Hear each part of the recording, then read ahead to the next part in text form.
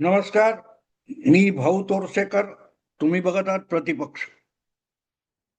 मित्रांनो, कधी कधी आपल्याला महत्वाचे सिग्नल मिळत असतात. मी हे वारंवार सांगतो एवढ्यासाठी की आपल्याला त्यातून संकेत मिळत असतात, धोके दिसत असतात. येणारी समस्या तिची चाहूल लागत असते. क्राईम पेट्रोल नावाचा एक कार्यक्रम असतो, टीव्हीवर एक मालिका आहे. मला ते बघण्याचे छंद आहे. मी त्याचे शेकडो एपिसोड बघितलेले.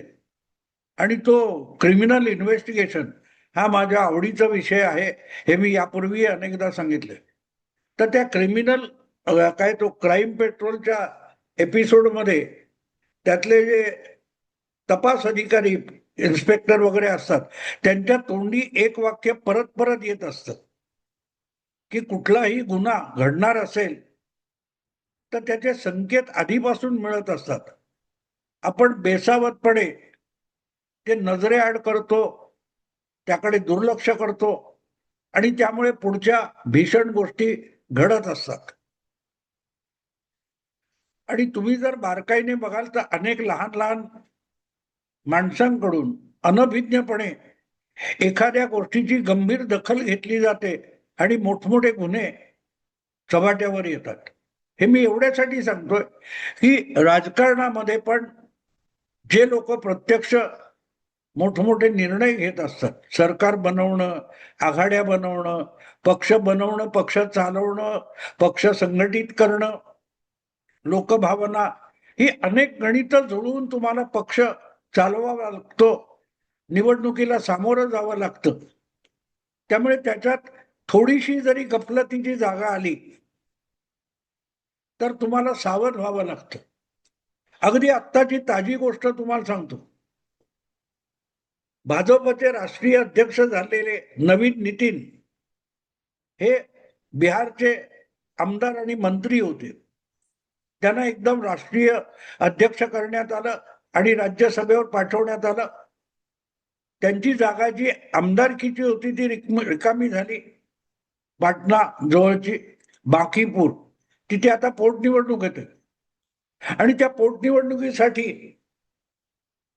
भाजपने ज्या उमेदवाराला निश्चित केलं होतं, अगदी त्या नवीन नितीन यांचा निकटवर्ती वगैरे होता, पण त्याने अर्ज भरला सुद्धा आणि तरीही त्याला ऐनवेळेला मागे घेऊन भाजपने एक नवा उमेदवार तिथे टाकला. आणि त्याचं कारण आता जे समोर आले की त्याच्या अर्जामध्ये काहीतरी माहिती चुकीची होती वगैरे वगैरे. पण त्यापेक्षाही त्याच्यावर ज्या प्रकारचा काहीतरी गुन्हा वगैरे नोंदलेला असेल, तो गंभीर नसेल, फार मोठा दखलपात्र नसेल, तरी त्या निवडणुकीत प्रशांत किशोर सारखा दांडगा उमेदवार नव्या पक्षातर्फे उभा राहिलाय, तर तो त्याचा गाजावाजा करून गैरफायदा घेऊ शकतो त्या बारक्याच्या चुकीचा आणि भाजपच्या उमेदवाराच्या विरोधात काहूर माजवू शकतो. तर विनाविलंब अर्ज भरण्याची तारीख शिल्लक असताना ठरलेला उमेदवार बाजूला घेऊन, मागे घेऊन भाजपने नव्या उमेदवाराला पुढे गेले. त्याच्यावरून काहूर माजले. मग गंमत असते, राजकारणात 10 तोंडांनी लोक बोलत असतात.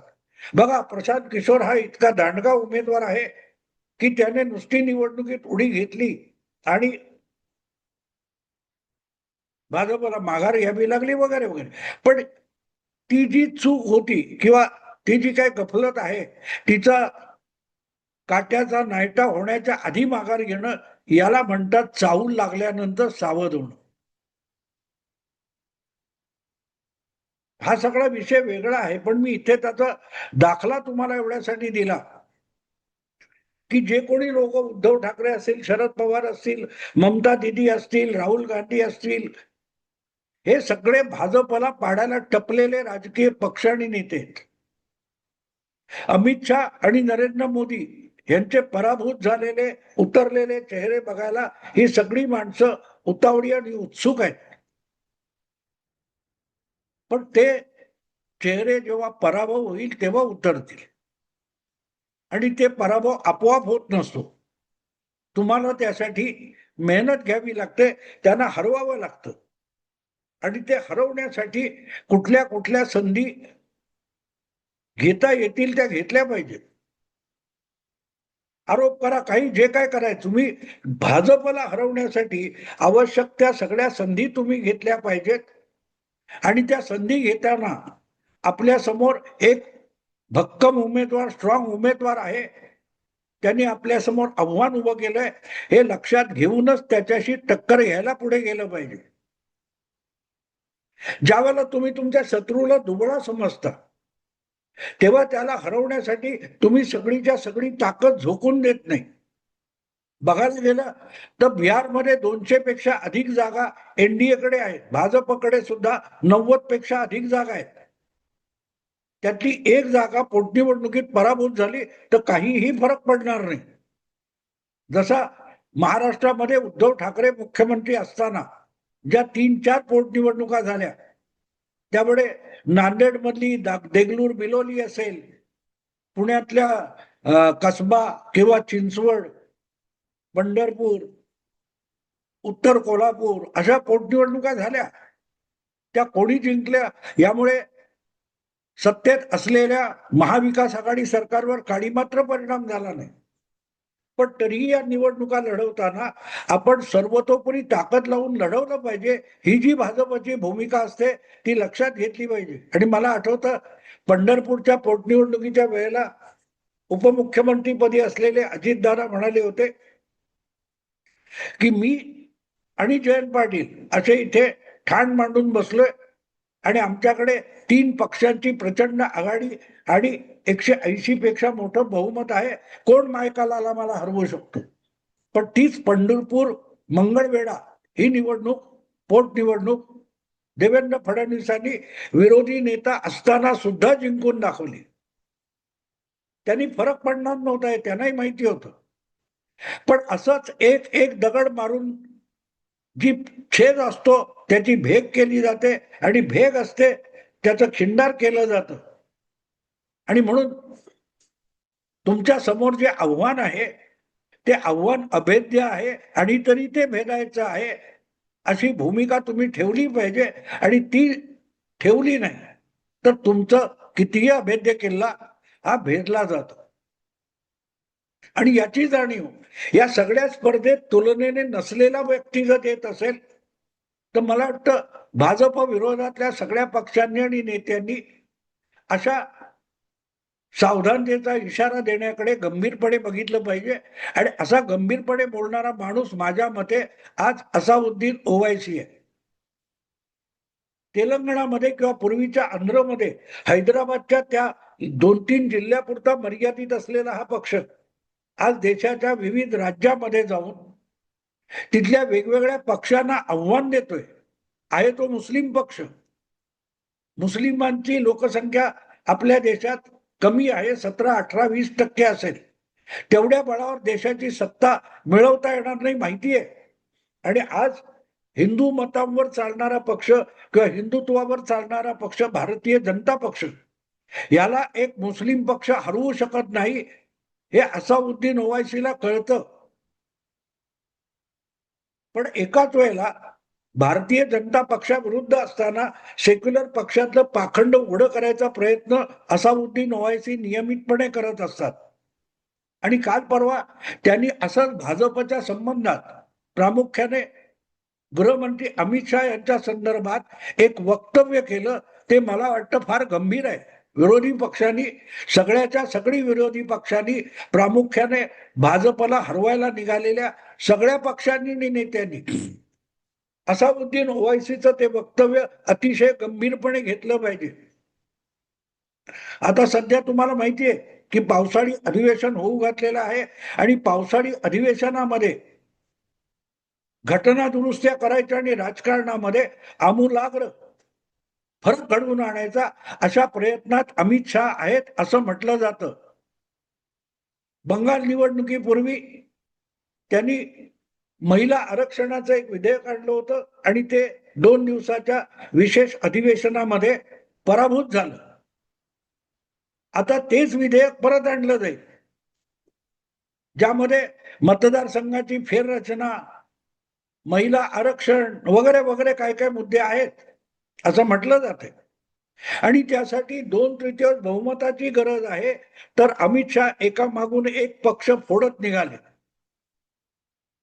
बंगालच्या पराभवानंतर ममता दिदीचा पक्ष फुटला आणि 28 पैकी 22 लोकसभेचे खासदार हे ममता दिदींना झुगारून वेगळे झालेत आणि त्यांनी जाहीरपणे आपण एनडीएला सपोर्ट करणार असं जाहीर केलंय. मोदी सरकारच्या पाठिंब्याला ते उभे राहिले. उद्धव ठाकरे यांच्या पक्षातले 9 पैकी 6 खासदार आणि त्यामुळे इतर पक्षांमध्ये अक्षरशः भगदड झालेली आहे, पळापळ झालेली आहे. आपला पक्ष कधी फुटेल, कोण फोडणार, कसा फोडणार. अशा वेळेला मला असं वाटतं की ओआयसी जी सूचना देतात किंवा जे वक्तव्य करतात ते गंभीरपणे बघितलं पाहिजे, ऐकलं पाहिजे, समजून घेतलं पाहिजे. ते वाक्य असं आहे, अमित शहा बद्दलचं वाक्य आहे, ये इन्सान, ये आदमी, म्हणजे अमित शहा हा माणूस कुठलंही कच्चं काम करत नाही. ये पक्की तयारी करता है और फिर ही आखाडे में कूद पडता है, अशा स्वरूपाचं काहीतरी वक्तव्य ओवायसी यांनी केलेलं आहे. आणि त्यामुळे अमित शहाना पराभूत करणं, निवडणुकांमध्ये पराभूत करणं किंवा आणखीन कुठच्या डावपेचात पराभूत करणं ही विरोधी पक्षांना वाटते तितकी सोपी गोष्ट नाही. वेगवेगळ्या चॅनेलच्या कॅमेरा समोर यायचं, माईक समोर यायचं आणि लंब्या चौड्या गप्पा मारायच्या आणि हातपाय सुद्धा हलवायचे नाही. अशा रीतीने अमित शहाना किंवा भाजपला हरवता येणार नाही असंच ओवायसी यांचं म्हणणं आहे. आणि ते जर गंभीरपणे ममता दिदीपासून सगळ्यांनी घेतलं असतं तर भाजप इतका अजिंक्य पक्ष आहे असा भ्रम निर्माण झाला नसता. आज सुद्धा भाजपला देशभरची जी राष्ट्रीय निवडणूक असते त्याच्यामध्ये 37-38% मतं मिळतात. मित्र पक्षांच्या मदतीने सत्ता मिळवावी लागते. स्वबळावर सगळं देश पादाक्रांत करू एवढी आज भाजपची सुद्धा हिंमत नाहीये. पण विरोधकांचा जो विस्कळीतपणा आहे, वारंवार दुमत आणि निष्क्रियता आहे, त्याच्या परिणामी भाजप जिंकतो, अमित शहा जिंकतात, ही वस्तुस्थिती आहे. आणि तिथेच सगळी गडबड आहे. ज्याला हे कळलंय तो बिचारा यांच्या INDIA वगैरे काय म्हणतात त्याच्यामध्ये इंडिया आघाडीमध्ये नाहीये. काँग्रेस त्याला खिचगणतीत पकडत नाही. पण काँग्रेसच्या हायकमांडने राष्ट्रीय राजकारणात आणि राज्यांच्या राजकारणामध्ये, निवडणुकांच्या राजकारणामध्ये स्थानिक राज्य पातळीवरचे जे पक्ष आहेत ते भाजपला हरवू पाहतात. त्या सगळ्यांनी ओवायसीला गंभीरपणे घेतलं पाहिजे. तो म्हणतो अमित शहा कुठलं कच्चं काम करत नाही, पूर्ण तयारी, पक्की तयारी करतात. आणि याचा अर्थ त्यांना असं म्हणायचंय की जर येणाऱ्या पावसाळी अधिवेशनामध्ये मोदी आणि शहा यांनी अत्यंत पायाभूत स्वरूपामध्ये देशाच्या राजकारणात फेरबदल घडवून आणण्यासाठी काही करायचं ठरवलं असेल आणि त्यासाठी वेगवेगळी विधेयक संसदेमध्ये आणली जाणार असतील तर पहिली गोष्ट लक्षात ठेवा की त्यांनी त्यासाठी आवश्यक असलेलं बहुमत किंवा 2/3 बहुमत यासाठी पूर्ण तयारी केलेली असणार. मग त्यांनी कुठले पक्ष फोडून खासदार गोळा करत किंवा पक्ष न फोडता, ज्याला फ्लोर मॅनेजमेंट म्हणतात, अशा पद्धतीने वेगवेगळ्या पक्षामध्ये आपले छुपे लोक तयार करून मतदानाच्या वेळीला आपल्या बाजूने उभं करणं या दृष्टीने तयारी केलेली असू शकते. मीडियामध्ये ज्या चर्चा चालतात ना, अरे आता तृणमूल काँग्रेस फुटली, आता पवारांची पार्टी पण फुटणार आहे, कारण उद्धव ठाकरेंच्या पार्टीतलं फोडून ऑपरेशन टायगर झालेलं आहे, आता ऑपरेशन तुतारी होणार, हा सगळा पोरकटपणा आहे. अनेकदा अशी गोष्ट असते की तुम्ही काही करायची गरज नसते, तुमचा प्रतिस्पर्धीच तुम्हाला आयती संधी उपलब्ध करून देणार असतो. ती संधी कधी आहे, कशी आहे, कुठून आहे हे ओळखून जर तुम्ही तुमची रणनीती बनवलीत आणि डावपेच खेळलेत तर फार मोठी काय उलाढाल न करता सुद्धा तुम्ही सहजगत्या तुमचं उद्दिष्ट साध्य करू शकत असता. आणि मला वाटतं की अमित शहा नेमकी तीच गोष्ट करतात. बंगालमध्ये 4 मे पर्यंत कोणालाही अशक्य वाटत होतं की भाजपचं सरकार बनेल, पण नुसतं सरकार नाही तर 2/3 बहुमताच्या जागा मिळवण्यापर्यंत भाजप पोहोचला. तर त्याची रणनीती खूप आधीच ठरलेली होती आणि त्याच्यात एक एक बारकावा योजलेला होता. मग बंगालच्या एका राज्यातल्या विधानसभा जिंकण्यासाठी जे इतके बारकाईने नियोजन करतात, आराखडा तयार करतात, अंमलात आणतात आणि नेमका ठरलेल्या वेळी त्या दृष्टीने पावलं टाकतात, असे अमित शहा आणि नरेंद्र मोदी जर मोठे फेरबदल घडवायचे असतील संसदेच्या संमत विधेयकातून, तर ती विधेयक आणण्यापूर्वी किती बारकाईने त्यांनी सगळी समीकरणं, गणित, बीजगणित मांडली असतील याचा विचार करणं आवश्यक आहे आणि त्यानुसार तुमची रणनीती ठरवली पाहिजे त्याला विरोध करण्याची. 13 एप्रिल रोजी ते विधेयक, महिला विधेयक आणलं आणि ते पराभूत झाल्यानंतर इतके लोक सगळे विरोधक आणि त्यांची चाटुकारिता करणारे पत्रकार खुश झाले होते की भाजपच्या शेवटाची सुरुवात इथपर्यंत भाकीत करून मोकळे झाले आणि आता तेच रडतायत की भाजपचा विजय रथ अडवणार कोण. याचं कारण सगळ्या मुरट्यांचं ऐकलं जातं, गंभीरपणे त्यावर चर्चा केल्या जातात, पण ओवायसी जे गंभीरपणे बोलतोय ते गंभीरपणे घ्यायची यांची तयारी नाही. आणि ते सोपं आहे. ओवायसी म्हणतोय कि अमित शहाला हलक्यात घेऊ नका, ये आदमी कोई कच्चा काम नहीं करता. कच्चा काम नाही करता याचा अर्थ जे काय अफवा पसरलेले आहेत, वावड्या उडालेल्या आहेत की अत्यंत महत्वाचे मोठे निर्णय मोदी आणि अमित शहा येत्या पावसाळी अधिवेशनात करणार आहेत आणि ते करण्यासाठी त्यांना 2/3 बहुमत हवं असेल तर मी खात्रीपूर्वक तुम्हाला सांगतो की कुठलेही पक्ष फोडायची त्यांना गरज वाटलेली नाही. लहान मोठ्या अनेक प्रादेशिक आणि इतर पक्षांना नुसत्या दबावाखाली सुद्धा आपल्या बाजूला मतदान करण्यासाठी उभं करता येईल याचा आत्मविश्वास अमित शहा मध्ये आता निर्माण झालेला असेल तर त्यांना कुठलाही पक्ष फोडायची गरज नाहीये. अमित शहाना गंभीरपणे घेतलं तर या गोष्टी कळू शकतात आणि गंभीरपणे घेणार नसाल, अगदी ओवायसीला सुद्धा गंभीरपणे घेणार नसाल त्यांचं वक्तव्य, तर परिणाम काय असतात हे महाराष्ट्र, बिहार आणि बंगालनी दाखवलेले. मित्रांनो, आता थांबतो. आवडलं लाईक करा, शेअर करा, प्रतिपक्षाला सबस्क्राईब करा. नमस्कार.